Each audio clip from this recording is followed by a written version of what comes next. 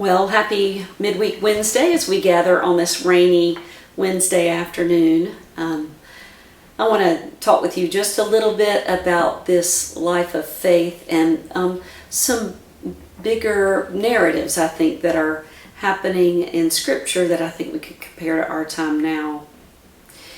When you think about the pivotal story of the Old Testament for our Jewish brothers and sisters, the pivotal Old Testament story is this story of slavery in Egypt, and then God making a way where there was not a way, and leading them through the Red Sea, through the wilderness, and then to the Promised Land. So there's this slavery bondage piece, this making a way where there was no way, wilderness, Promised Land. When you think of another Old Testament story, there's Jonah and the whale, right? There's Jonah who is headed one way, and God says, I need you to go this way. So there's a journey, and then this storm that swallows Jonah, and Jonah is in the belly of a whale for 3 days, a holding place, and then sort of spit back up on the shore, and then goes in a new direction. If you move on from Old Testament to New, then what is our primary Christian story, our orienting story for our life of faith? Well, it's this Jesus who comes to show us the face of God, who walks and lives and serves among us, who doesn't count equality with God as something to be grasped, as Philippians says, but humbles himself and, sort of comes down, taking on the form of a human and then taking on the form of a servant, and even to the grave he serves, and then God lifts him up. There's this Jesus who lives before us the way of God, who then meets with the storm of political and religious people who are threatened by this way, and crucified, and then is in a tomb for 3 days, and then God raises Jesus up. And I don't know if you can hear this sort of patterning that is going on. There is a movement from a way that was, and a holding place, whether it's a wilderness place, the belly of the whale place, a tomb place. But after the wilderness comes the Promised Land.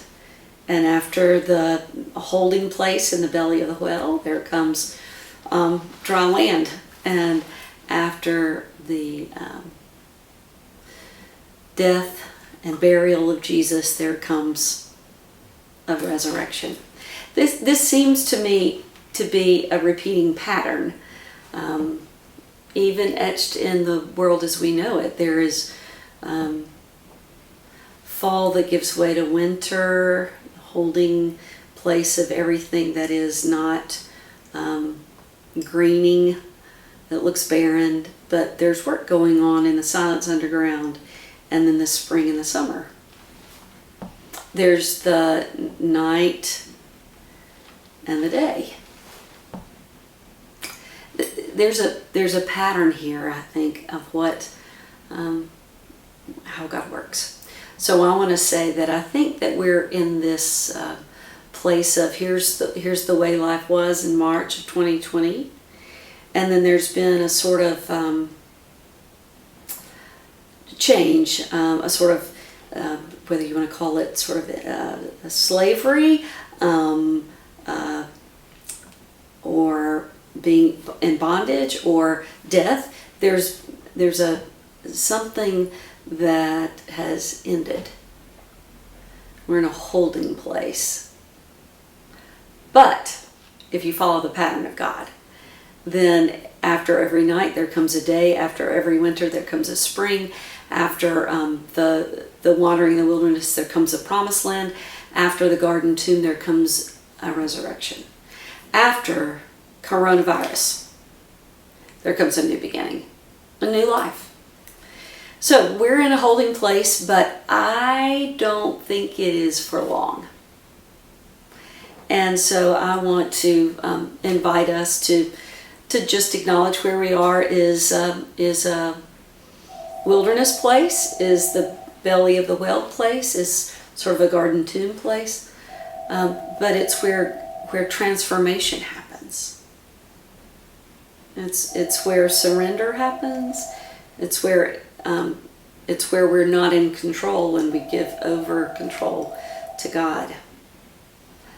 So I offer you that as a source of comfort, as a source of hope.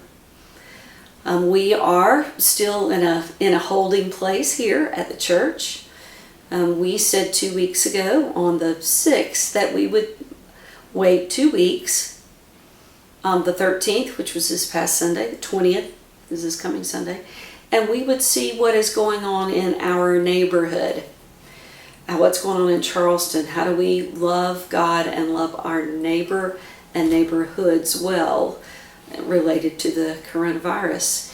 And so this Sunday evening, our medical advisory team will meet together, take a look at what's going on in our neighbors and our neighborhood, and then church council will meet again this next Tuesday night, a called meeting, to hear the recommendation of trustees, and then to see if there's a need to delay a little longer or to make our way back.